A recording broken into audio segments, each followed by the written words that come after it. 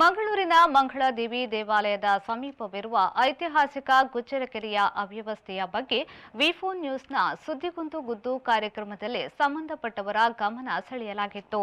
ಈ ಬಗ್ಗೆ ಎಚ್ಚೆತ್ತ ಅಧಿಕಾರಿಗಳು ಗುಜ್ಜರಕೆರೆಯ ಸುತ್ತಮುತ್ತ ಇದ್ದ ಕಸದ ರಾಶಿ ಮತ್ತು ಡ್ರೈನೇಜ್ ಸಮಸ್ಯೆಗೆ ಮುಕ್ತಿ ನೀಡಿದ್ದಾರೆ. ಮಂಗಳೂರು ಸ್ಮಾರ್ಟ್ ಸಿಟಿ ಲಿಮಿಟೆಡ್ನಿಂದ ಕೋಟ್ಯಾಂತರ ರೂಪಾಯಿ ವೆಚ್ಚದಲ್ಲಿ ಐತಿಹಾಸಿಕ ಹಿನ್ನೆಲೆ ಇರುವ ಗುಜ್ಜರಕೆರೆಯನ್ನ ಅಭಿವೃದ್ಧಿಪಡಿಸಿದ್ರು. ಈ ಕೆರೆ ಅಭಿವೃದ್ಧಿಗೆ ಗುಜ್ಜರಕೆರೆ ತೀರ್ಥ ಸಂರಕ್ಷಣಾ ವೇದಿಕೆಯವರು ಹೋರಾಟ ಮಾಡುತ್ತಾ ಬಂದ ಕಾರಣ ಸ್ಮಾರ್ಟ್ ಸಿಟಿ ಯೋಜನೆಯಡಿ ಅಭಿವೃದ್ಧಿ ಮಾಡಲಾಗಿತ್ತು. ಆನಂತರದ ದಿನಗಳಲ್ಲಿ ಪ್ರವಾಸಿಗರಿಗೆ ಸುಂದರವಾದ ತಾಣವಾಗಿ ಮಾರ್ಪಾಡಾಗಿತ್ತು.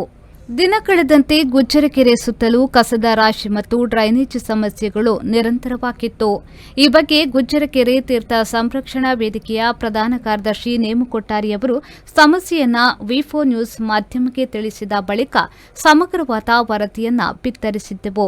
ತಕ್ಷಣ ಎಚ್ಚೆತ್ತುಕೊಂಡ ಮಂಗಳೂರು ಮಹಾನಗರ ಪಾಲಿಕೆಯ ಅಧಿಕಾರಿಗಳು ಕಸದ ರಾಶಿಯನ್ನ ತೆರವು ಮಾಡಿ ಡ್ರೈನೇಜ್ ಸಮಸ್ಯೆಗೆ ತಾತ್ಕಾಲಿಕ ಪರಿಹಾರವನ್ನ ನೀಡಿದ್ದಾರೆ.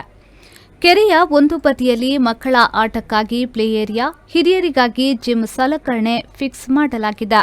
ಆದರೆ ಮಳೆಗಾಲ ಆರಂಭವಾದ್ದರಿಂದ ಆ ಪ್ಲೇ ಏರಿಯಾಕ್ಕೆ ಮಳೆಯಿಂದ ರಕ್ಷಣೆ ಒದಗಿಸಲು ಮೇಲ್ಛಾವಣಿ ಅಳವಡಿಕೆ ಮಾಡಬೇಕು ಎಂಬುದು ನೇಮುಕೊಟ್ಟಾರಿಯವರ ಆಗ್ರಹವಾಗಿತ್ತು.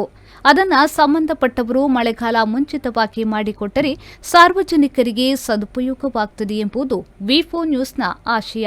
ಶರಸಾಲಿಯನ್, ವಿ4 ನ್ಯೂಸ್, ಮಂಗಳೂರು.